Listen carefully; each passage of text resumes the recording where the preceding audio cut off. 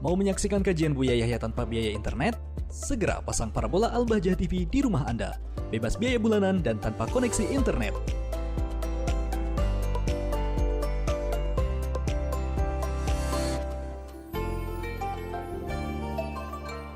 Kita angkat telepon yang sudah masuk ya. Halo, assalamualaikum. Halo, assalamualaikum. Assalamualaikum. Waalaikumsalam warahmatullahi wabarakatuh. Baik, dengan siapa di mana? Waalaikumsalam warahmatullahi wabarakatuh.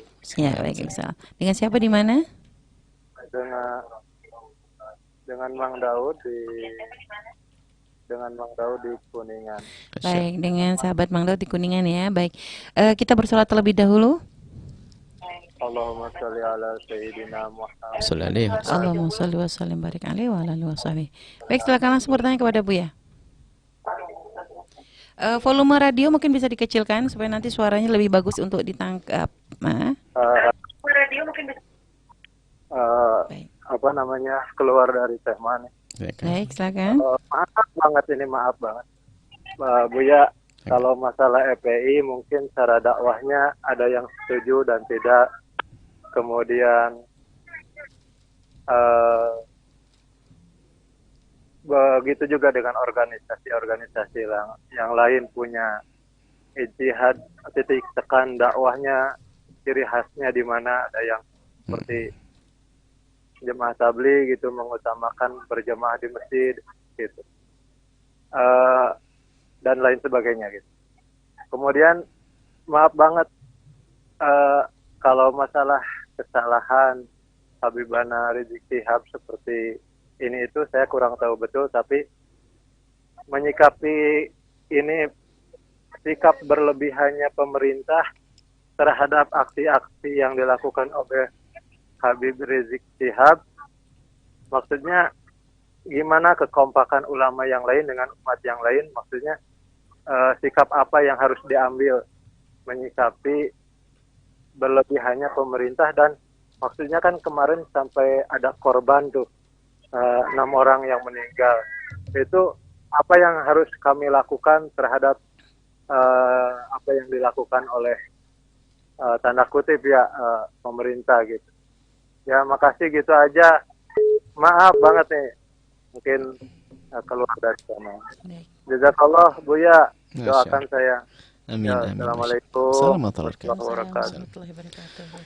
Kita belajar memandang nilai positif. Ada banyak organisasi di negeri ini, FPI, ada yang lain-lainnya. Maka biasakan kita memandang nilai positifnya terlebih dahulu. Karena apa? Nilai positif itu yang akan membawa kemaslahatan. Kalau ada sebuah perjuangan ternyata ada negatifnya, itu pun tidak perlu kita hantam di hadapan umat misalnya, yang menjadikan orang lari daripada kebaikan yang akan dibawanya. Ini adalah bijak seharusnya. Artinya kalau ada sesuatu, sebuah kelompok apa saja, kalau ada negatifnya, mungkin dari kalangan, kalau mungkin kelompok tertentu, ormas tertentu, apalagi ormas itu dekat dengan kita misalnya, ada kesalahan, ya mungkin dari ulama-ulama datang assalamualaikum menjelaskan agar itu, seperti itu caranya, bukan menghantam di media. Hari ini akan kebaca betul oleh orang di luar Islam itu berantem, diadu domba, karena semuanya biasa mengkritisi, tidak pakai adab dan aturan. Jadi semuanya pokoknya kalau cocok dengan cara saya langsung dihantam, cocok saya. Ini adalah kelemahan kita dalam berdakwah. Imam Syafi'i radhiyallahu taala, Imam Ahmad bin Hanbal itu suatu ketika melihat muridnya itu sudah jadi ustadz, jadi syekh itulah.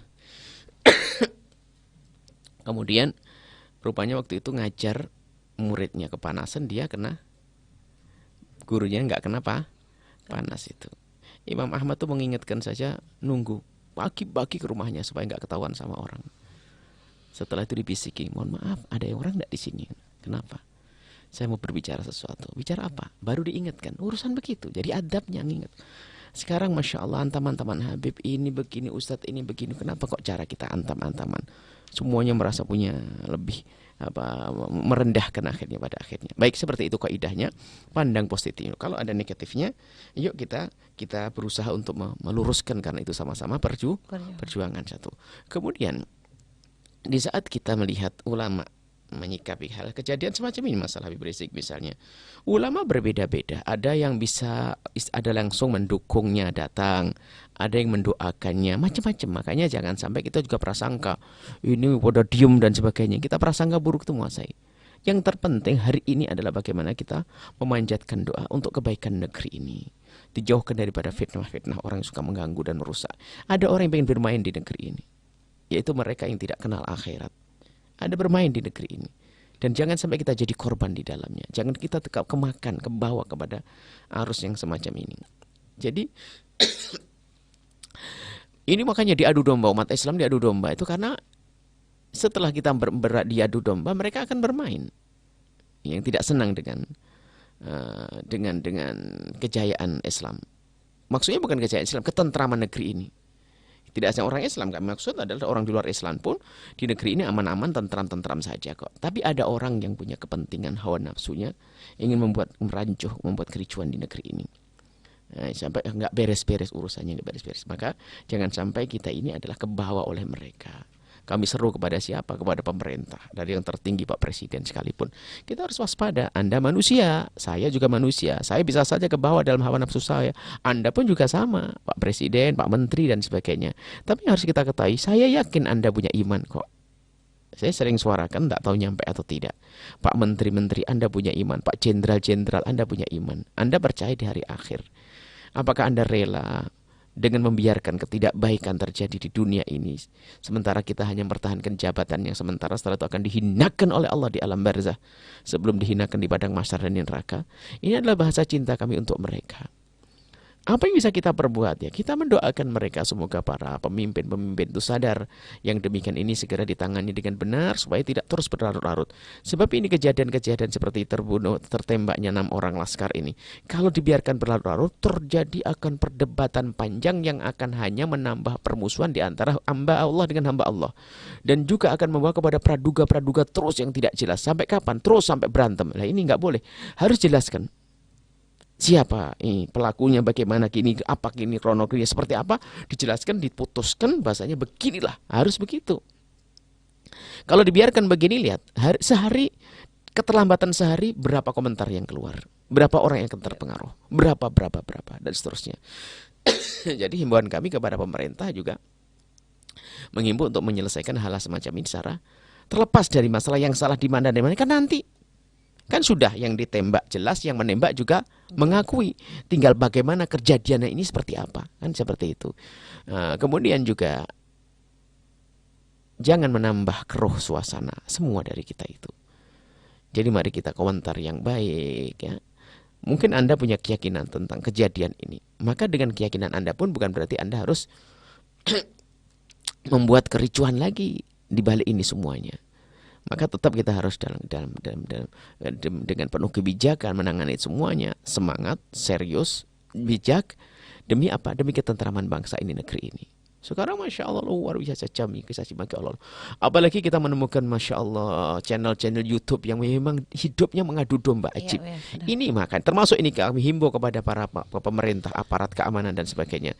Hendaknya diciduk itu apa namanya channel fitnah, channel yang kerjaannya hanya memberitakan tentang ini.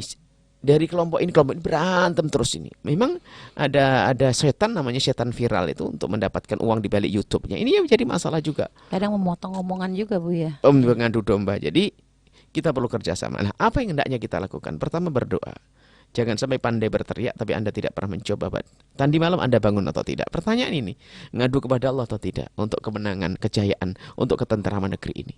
Ya, ini kita perlu serius. Kita bukan action biar terlihat di media di esok hari. Bukan.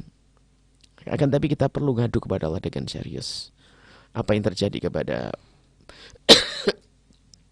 umat yang ada di negeri ini, kaum muslim negeri ini, khususnya kepada tokoh-tokoh kita misalnya, yang selama ini berjuang dan sebagainya. ulama-ulama dan sebagainya. Kita doa memohon kepada Allah, itu yang terpenting. Setelah itu kemudian ya upaya-upaya yang bisa kita lakukan tentunya mulai prosedur-prosedur yang diperkenankan oleh undang-undang negara. Dan kami himbau kepada pemerintah, ingat bahwasanya hidup Anda sesaat. Hidup Anda sesaat. Kalau Anda tidak serius dalam mengurusi ini, maka Anda akan menemukan kehinaan di dunia sebelum di akhirat. Kami sampaikan beberapa waktu yang lalu, jika ada orang yang tidak pernah gentar mendapatkan gertakan, teguran, maka biarkan kita semua akan mohon kepada Allah. Allah yang akan menyelesaikan semuanya. Kalau memang Anda semuanya berani, tantanglah Allah. Dan saya akan kembali kepada Allah. Selesai. Akan selesai. Dan yakinlah, percaya Anda, semakin Anda banyak mengadu kepada Allah, akan selesai urusannya ini. Hak akan tampak, batil akan tampak, dan akan selesai. Permasalahan kita adalah kita kurang ngadu kepada Allah Subhanahu wa Ta'ala. Kita khawatir banyak action saja. Biarpun banyak kejahatan kayak apapun, kalau kita ingin menyelesaikannya hanya dengan action zahir saja, maka susah kita untuk menuai hasilnya. Allah dan Allah dan Allah, itu saja bisa kami sampaikan. Dan ingat, jangan menambah keruh, biasakan berkomentar yang baik, jangan membuat provokasi, bahkan jangan juga berdusta hanya untuk kepentingan kebenaran yang kita yakini. Itu juga tidak dibenarkan. Wallahu a'lam bishawab. Baik, Bu ya. Bu ya, sedikit menambahkan, ingin bertanya, Bu ya. Pernah membaca satu tulisan yang mengatakan kadang ada beberapa fase yang akan Allah berikan kepada orang-orang yang zalim gitu, Bu ya.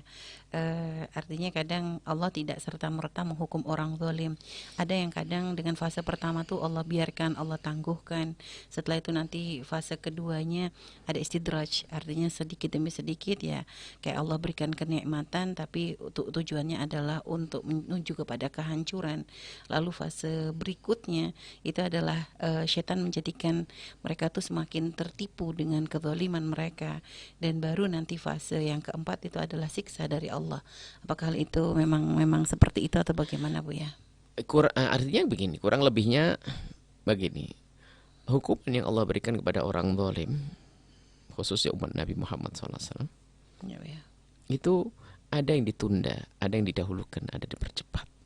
Hukuman memang begitu. Allah berikan hukuman berbeda-beda. Macam-macam ya. Ada ibrah, ada pelajaran di balik itu semua. Ada yang langsung dihukum oleh Allah Subhanahu wa Ta'ala.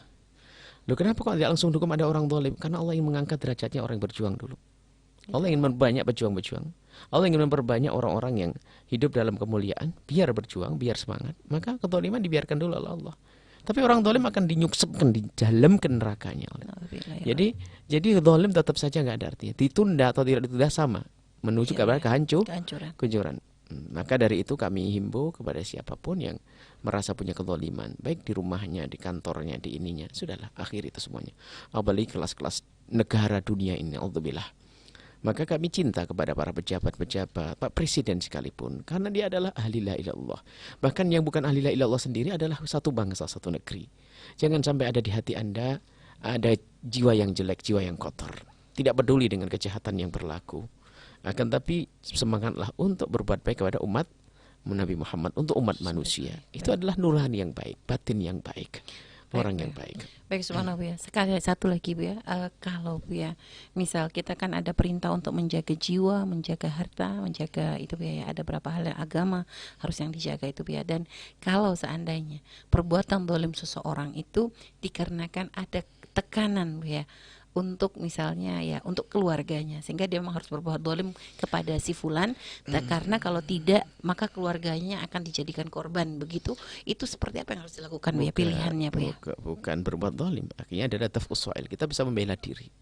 Ya, dalam bahasanya tafus soal. Kita bisa membela diri kalau kita akan dicidrai di dalam 5 hal. Akal kita, nyawa kita, agama kita, harta kita, kemudian kehormatan kita.